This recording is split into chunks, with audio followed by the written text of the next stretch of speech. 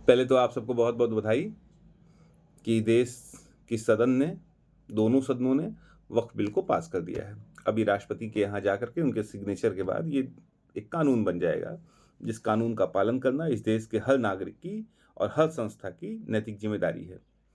दूसरा महत्वपूर्ण विषय ये है, इस वक़्त अगर हम ध्यान से देखें, तो वक़्फ़ बिल के बाद की जिस विषय पे सबसे ज़्यादा चर्चा हो रही है, वो है कि भाजपा का अगला राष्ट्रीय अध्यक्ष कौन होगा? कई तरह के तर्क-वितर्क, कुतर्क सारे लगाए जा रहे हैं। तो उनसे छन करके जो 2, 4, 5 नाम आ रहे हैं, उनमें एक सबसे बड़ा नाम जो इस वक़्त है, वो है माननीय राजनाथ सिंह जी का। दूसरा बड़ा नाम जो है, वो है धर्मेंद्र प्रधान जी का। तीसरा बड़ा नाम जो है, वो खट्टर जी का है। चौथा बड़ा नाम जो है, वो प्रहलाद जोशी जी का है। पाँचवा बड़ा नाम जो है, वो शिवराज सिंह चौहान जी का है। सामान्य रूप से सारे विचारकों के जो विचार हैं वो इन्हीं 4-5 नामों के आस-पास टहल रहे हैं। पर जब मैं ध्यान से देखता हूँ तो मुझे लगता है कि मुझे भी अपनी राय इस पे ज़रूर रखनी चाहिए। मुझे लगता है कि अगर 2-3 नाम अभी ऐसे और भी हैं जिन पे सामान्य रूप से चर्चा नहीं हो रही है। और अगर हम ध्यान से देखें तो भाजपा की जो परिपाटी रही है वो हमेशा लीक से हट करके करने वाली रही है।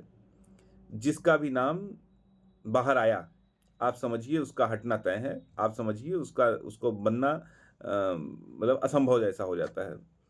तो इस लिहाज से तो मुझे भी नाम की चर्चा नहीं करनी चाहिए, लेकिन मुझे पता है कि अ, मेरी अपनी सीमा क्या है और मुझे कितने लोग फ़िलहाल सुनने वाले हैं या कितना फ़र्क पड़ता है भारत सरकार को या भारतीय जनता पार्टी को। एक बात जो बड़ी महत्वपूर्ण है वो ये है कि केशव प्रसाद मौर्य जी एक बात कहते हैं कि सरकार से बड़ा संगठन, और इसमें कोई दो राय नहीं है। तो मेरे ज़ेहन में जो 2-3 नाम हैं, मुझे लगता है कि उन 2-3 नामों में से भी कोई एक नाम हो सकता है। आप भी एक बार इस पे विचार करिएगा, चर्चा करिएगा। एक बड़ा नाम जो मुझे उभर के सामने आता दिख रहा है और मुझे कहने में गुरेज भी नहीं है कि आने वाला समय शायद उसी का हो। देश के प्रधानमंत्री की लड़ाई चाहे जो लड़ रहा हो, मैं सबकी ओर इशारा कर रहा हूँ, चाहे वो भारत सरकार के किसी मंत्री की चर्चा हो रही हो या उत्तर प्रदेश सरकार के किसी मुख्यमंत्री की चर्चा हो रही हो। पर मुझे लगता है कि भारत का अगला प्रधानमंत्री जो हो सकता है, वो इस बार राष्ट्रीय अध्यक्ष की भी दौड़ में शामिल है और वो है देवेंद्र फडणवीस।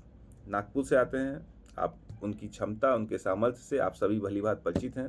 मुख्यमंत्री रहते हुए उन्होंने कैसा काम किया, उप मुख्यमंत्री रहते हुए कैसा काम किया और पार्टी का तो आप प्रदेश अध्यक्ष के रूप में उन्होंने सत्ता में किस तरह से वापसी कराई थी, ये सब कुछ आपके जेहन में पहले से रचा-बसा है। तो मुझे लगता है कि अच्छा, नागपुर से आते हैं तो स्वाभाविक रूप से जुड़े हुए हैं संघ से और संघ के पुराने स्वयंसेवक भी हैं। तो मुझे लगता है कि आने वाला समय उनका है। कोई ये अतिशयोक्ति नहीं होगी कि उनको राष्ट्रीय अध्यक्ष के रूप में ज़िम्मेदारी दे दी जाए। और अगर उनको राष्ट्रीय अध्यक्ष के रूप में ज़िम्मेदारी दी जाती है तो उसका निर्वहन वो कुशलतापूर्वक करेंगे, ऐसा विश्वास सारे कार्यकर्ताओं को, सारे संगठन के पदाधिकारियों को, अधिकारियों को है। दूसरा बड़ा एक नाम जो आता है वो है सरोज पांडे जी का। सरोज पांडे जी छत्तीसगढ़ की अपनी महिला नेत्री हैं और राज्यसभा रहीं, उससे पहले वो 2009 से 14 में सांसद भी रहीं दुर्ग से। अभी पार्टी की राष्ट्रीय उपाध्यक्ष भी हैं, पूर्व में महिला मोर्चा की अध्यक्ष भी रही राष्ट्रीय। तो मुझे लगता है गंभीर हैं, 65 ईयर ओल्ड उनकी उम्र 65 साल की है। तो मुझे लगता है कि वो भी एक अच्छा और बड़ा और सशक्त नाम हो सकता है। तो जैसे हमें इस वक़्त पार्टी को ये महसूस भी हो रहा है कि महिलाओं को जिस तरह से प्रतिभागिता दी जा रही है, महिलाओं को जिस तरह से आगे बढ़ाया जा रहा है, तो कहीं न कहीं सरोज पांडे एक बड़ा नाम हो सकता है जो चर्चा में तो नहीं है, लेकिन संगठन के विस्तार में, संगठन के निर्माण में वो कुशल शिल्पकार बन कर के उभर सकती हैं। एक तीसरा नाम जो है वो मोदी के बड़े अच्छे दोस्त और हम सबके चहेते इस वक़्त कैबिनेट में मंत्री भी हैं, खट्टर जी हो सकते हैं। क्यों? क्योंकि खट्टर जी अ, एक तो हरियाणा की राजनीति उन्होंने की है, संघ के पुराने स्वयंसेवक हैं। मतलब ऐसा मैं कुछ भी नया नहीं बता रहा हूँ, बस मुझे ऐसा लगा कि वो एक अच्छा नाम, एक बड़ा नाम हो सकते हैं। अच्छा, एक नाम और ऐसा है, जिस पे अभी फ़िलहाल कोई नहीं सोच रहा है और वो थोड़ा-सा मतलब मुझे ऐसा लगता है कि हालाँकि मुझे फिर लगता है कि आप लोग को लगेगा कि मैं थोड़ा-सा ज़्यादा ही वो कर लिया, लेकिन योगी आदित्यनाथ जी भी उनमें से एक हो सकते हैं जिनको राष्ट्रीय अध्यक्ष की ज़िम्मेदारी दे दी जाए। क्योंकि अब सवाल सिर्फ़ और सिर्फ़ उत्तर प्रदेश का नहीं है, मोदी जी धीरे-धीरे 75 प्लस होने जा रहे हैं, तो स्वाभाविक रूप से कार्यक्षमता बढ़ेगी, घटेगी, ये आप सबको पता है, इसमें कोई कहने-कहाने की बात नहीं है।